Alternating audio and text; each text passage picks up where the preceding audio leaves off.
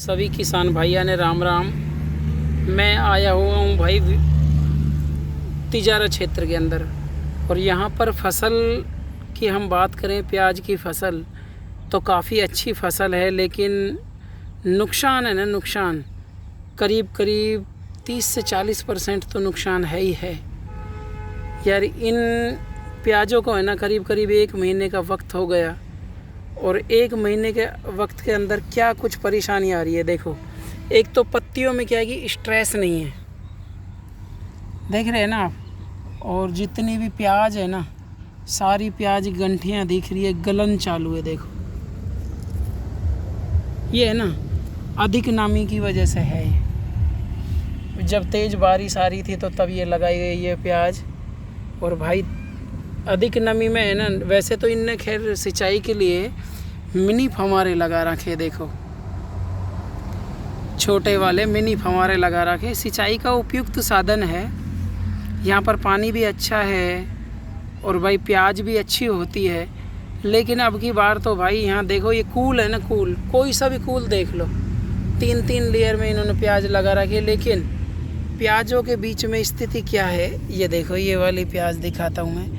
ये देखो, ये प्याज पूरी तरह से गल चुकी, और भी दिखाऊंगा अभी प्याज। यही किया। अब देखो, इसमें अधिक नमी होने की वजह से है ना, ये वाली प्याज गल गई। क्यों गली है? एक तो अधिक नमी होने की वजह से बरसात से प्याज गल गई। दूसरा क्या है कि इन्होंने जब ये प्याज लगाई थी ना, तो उस समय पर जब ज़मीन तैयार करी तो डीएपी डाला। अब यार डीएपी नमी के लिए डाला जाता है, और भाई नमी तो पहले ही है, और आपने उसमें डीएपी डाल दिया और फिर नाइट्रोजन डाल दिया। तो यार स्थिति ये बन गई कि देखो, अब आप इसकी है ना, इसकी पूरी तरह से जड़ विकसित हुई नहीं, अंदर से सड़न पैदा हो गई। ये देखो, ये पत्तियां है ना, ये पत्तियां, स्थिति देख लो अब आप, पूरी तरह से प्याज गल गई। और इस पूरे खेत की मैं बात करूँ ना, पूरा खेत में कोई सी भी प्याज आप देख लो, करीब करीब 30 से 40% का नुकसान है भाई।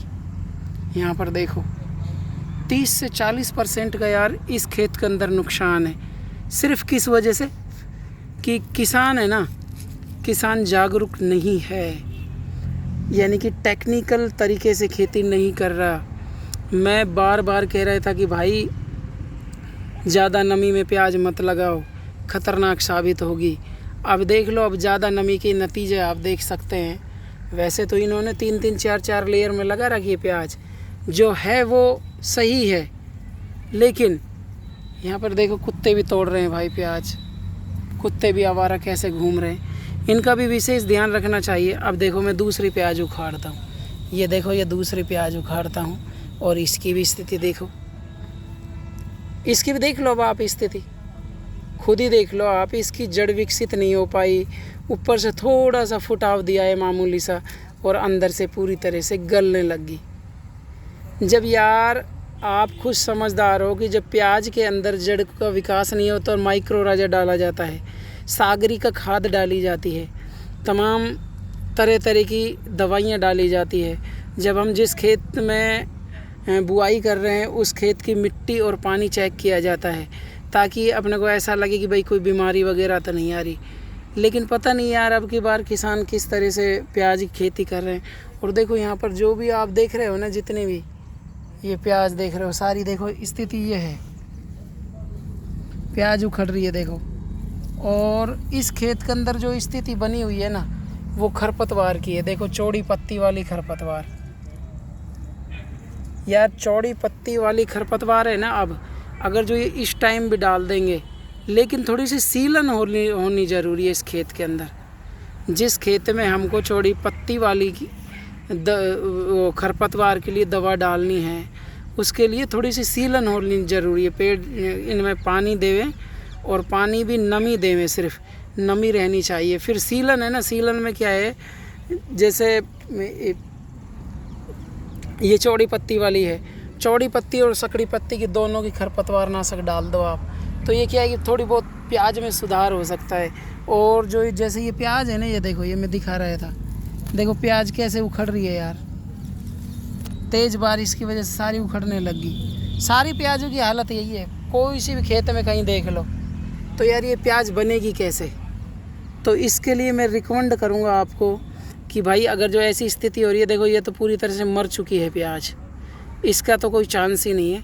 लेकिन जैसे अब ये सामने देख रहे हैं ना आप, तो इनमें क्या करो, इनमें मिट्टी चढ़ा दो और मिट्टी चढ़ा के थोड़ा पानी डाल दो, और पानी देने के बाद जब इसमें उपयुक्त नमी रहे तो खरपतवार नाशक का इस्तेमाल करें, और सागरी का खाद आती है वो कंपोस्ट डालें इसमें।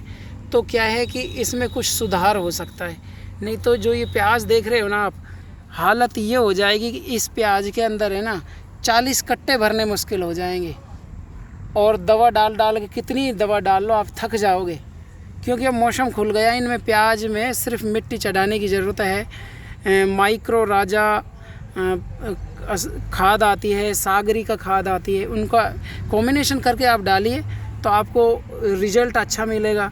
जो इनकी स्ट्रेस वगैरह है, जो गंठी है ना, गंठी दोबारा पुनः बनने लग जाएगी। अब ये देखो सबन में है ना, जितनी भी आप प्याज देख लो, देखो स्कूल के अंदर देखो, सबसे मेन खासियत इसको यूँ दबा के देखो आप, यार नरम है ही नहीं ज़रा सा भी, पटपड़ हुई पड़ी है ज़मीन। तो इसके लिए अपन क्या है कि सल्फ़र वगैरह डालते हैं ताकि नरम ज़मीन होगी। जब नरम ज़मीन होगी तो सल्फ़र डालने से क्या होगा कि ज़मीन नरम हो जाएगी, और जो ये गंठियाँ बननी है ना, ये थोड़ी सी मोटाई में अच्छी हो जाएगी और गंठी बनना स्टार्ट हो जाएगी। तो भाई मैं इस तिजारा क्षेत्र के अंदर आया हुआ था, तमाम जानकारियों से रूबरू करा रहा हूँ किसान भाइयों को कि भाई जिनकी अगेती प्याज है ना, वो भाई इस तरह से दवाएं डाल लो, अपनी प्याज़ों को सुधार लो यार। अब की बार काफ़ी अच्छा भाव आएगा, और ये अगेती प्याज है, इनमें 2 पैसे आपको मिल जाएंगे यार। तो आपको ये दोस्तों, आपको ये वीडियो कैसी लगी भाई? वीडियो अच्छी लगी हो ना तो भाई इसको ज़्यादा से ज़्यादा शेयर करना भाई। मैं यहाँ पर तिजारा क्षेत्र के अंदर आया हुआ था, और देखिएगा कितना ज़बरदस्त नुकसान है प्याज के अंदर। क्या पता अगर जो इसमें से 40% प्याज भी अगर जो आपकी बन गई ना, तो आपके पैसे सारे रिकवर कर देगी ये। हम आपको नेक्स्ट वीडियो में दोबारा मिलेंगे, तब तक के लिए आप अपना ख्याल रखिएगा। जय हिंद, वंदे मातरम।